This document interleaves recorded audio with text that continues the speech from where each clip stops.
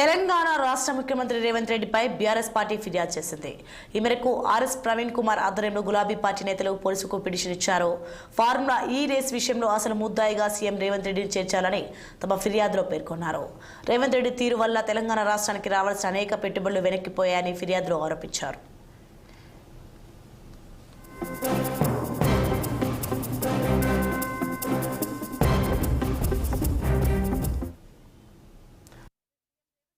Case నమోదు చేసి విచారణ చేయాలని ఆర్ఎస్ ప్రవీణ్ కుమార్ డిమాండ్ చేశారు. ఒక పౌరుడిగా సీఎం రేవంత్ రెడ్డిపై నార్సింగి పోలీస్ స్టేషన్లో ఫిర్యాదు చేశామన్నారు. రేవంత్ రెడ్డి అనాలోచిత చర్యల వల్ల తెలంగాణలో నష్టం జరుగుతోందని విమర్శించారు. రాష్ట్రంలో పెట్టుబడులు వచ్చేందుకు ఈ మొబిలిటీ సంస్థలను తీసుకువచ్చిందని, అందులో భాగంగా బీఆర్ఎస్ ప్రభుత్వం ఫార్ములా ఈ కార్ రేస్ నిర్వహించామని తెలిపారు ఆర్ఎస్ ప్రవీణ్ కుమార్.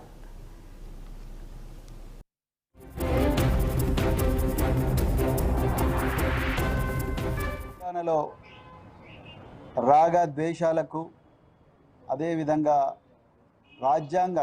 రాగద్వేషాలకు అతీతంగా రాజ్యాంగబద్ధంగా పాలన చేస్తానని మరి ప్రమాణం చేసిన ముఖ్యమంత్రి రేవంత్ రెడ్డి గారి అనాలోచిత చర్యల వల్ల తెలంగాణకు జరుగుతున్న నష్టాన్ని అడ్డుకోవడం కోసం మరి నేను రాష్ట్రానికి, రాష్ట్ర ఖజానాకు ఒక పౌరుడిగా పన్నులు కడుతున్నా.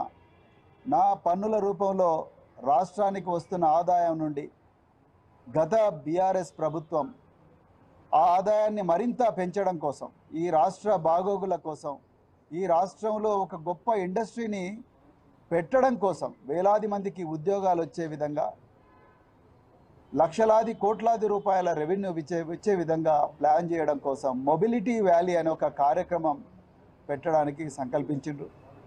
అందులో భాగంగానే మరి గత ప్రభుత్వం ఫార్ములా ఈ రేస్ అని ఒక రేసును కూడా నిర్వహించడం జరిగింది. మరి అదే రేసు ఇంకా 4 సార్లు ప్రపంచంలో ఎక్కడ లేని విధంగా జరగాల్సి ఉండే. కానీ ఈరోజు రేవంత్ రెడ్డి గారి అనాలోచిత చర్యల వల్ల ఆ మొబిలిటీ వ్యాలీ రాకుండా పోయింది. దానివల్ల ఒక పౌరుడిగా, ఒక పన్ను కట్టే సిటిజన్గా, రాష్ట్ర ఖజానాకు పన్నులు కడుతున్న ఒక సిటిజన్గా నాకు నష్టం జరిగింది, ఆ తెలంగాణ ప్రజలకు నష్టం జరిగింది. తెలంగాణలో వేలాది ఉద్యోగాలు వచ్చే అవకాశం చేతులారా కోల్పోయినాం మనం. మరి తెలంగాణలో కాకినాడ జిల్లాలో